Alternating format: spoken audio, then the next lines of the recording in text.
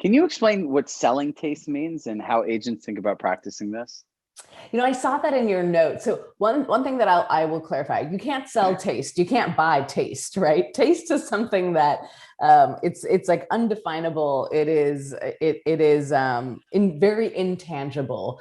But what you can do is create an environment that where it's apparent that taste is there, right? That you have sort of an elevated luxury feeling, that there's an element of taste that has been imbued in the property. And I think that that comes through attention to detail in your marketing materials, in the staging of the home, in the way that you're talking about the home, in the way that you're talking to the clients, right? It is it is really making sure that you're paying attention to those critical luxury details and that that's coming through in the whole presentation. So when we talk about those details, what do you think some of those, like if we had to pinpoint three details that people could simply think about, what would you say those details are? Yeah, so I think that when you're talking about this specifically, right, when you're talking about the idea of luxury, I think the way that you're describing the home is really important. I think the way that you capture the details of the home is really, really important. And then I think, the way that you interface with clients is really important, right? So I think that those are three things that are critical when you're talking about luxury and when you're talking about this idea of selling taste or the business of aesthetics. But I think it's really important to keep in mind that none of that even manifests unless you do the basics, right?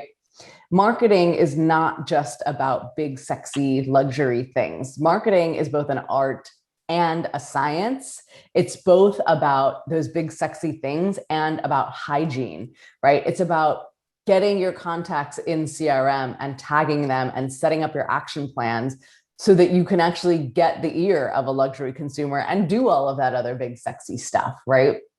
A lot of times, the basics, that hygiene, is even more important than staging a luxury home, because that's actually what sets your foundation to be able to do all of those other things sustainably and kind of in perpetuity. It's something you really touched upon that I found there that I want to share with everyone. Experience, right? Like it's like I always draw parallels to like the expectations you have of a five or $1,000 a night hotel room. Now imagine how Mhm. much our clients are paying us, right?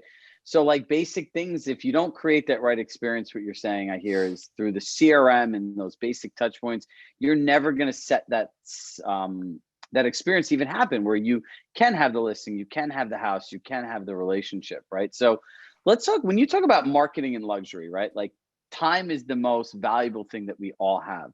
So when Mhm. people think about CRM, right? Like if you're a luxury consumer, your time's very valuable. What is valuable to you, right? Because I think people need to rethink the way that they just send email, because what I always think about it is every day for all, because since I used to work at Compass and I Mhm. have all these agents that subscribe me automatically to their newsletters. Right. Sometimes you have to literally manually delete the things where it can be very frustrating. So like Yeah. if you're a consumer, how do you suggest, and you have this great marketing mind, how do you suggest people authentically communicate with people like within Yeah. their database?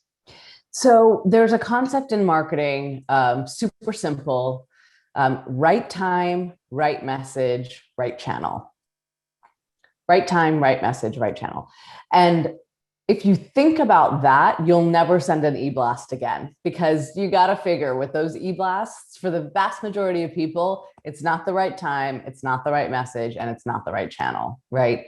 So right time, right message, right channel fundamentally boils down to one thing, and that's relevance, right? Like you want people to want to read your communications, not be annoyed by them. And so that really comes down to taking the time to understand who's in your CRM and what is it that they might want to hear from you, right? And it doesn't have to be person by person, but just going in and tagging something that is relevant to people, right? Farmers market, or we have an agent in Malibu. His name is Damon Skelton. He's a big surfer. And he, in his CRM, has tagged all of the surfers in his CRM, and he sends them the surf report. And it's something that's that simple, right? It's a very relevant communication. It doesn't have anything to do with real estate, but it keeps him top of mind to his sphere. And so much, we all know on this call, so much of people's choice when it comes to their realtor isn't necessarily the person who's always talking to them about real estate. It's the person that's top of mind, right? It's the person that they say, oh, that's right, so-and-so is a real estate agent. I was thinking about selling my home, so I'm going to go call Michael. So I think that idea of relevance, going through your CRM, understanding some little bit of what's relevant to each of those people, tagging them appropriately, setting up the action plans. And, some of it is absolutely individual, right? Like when you sell someone a home, or when you sell someone's home, going in and creating that action plan so that you're sending them a happy birthday email or a, happy first year closing anniversary or whatever it might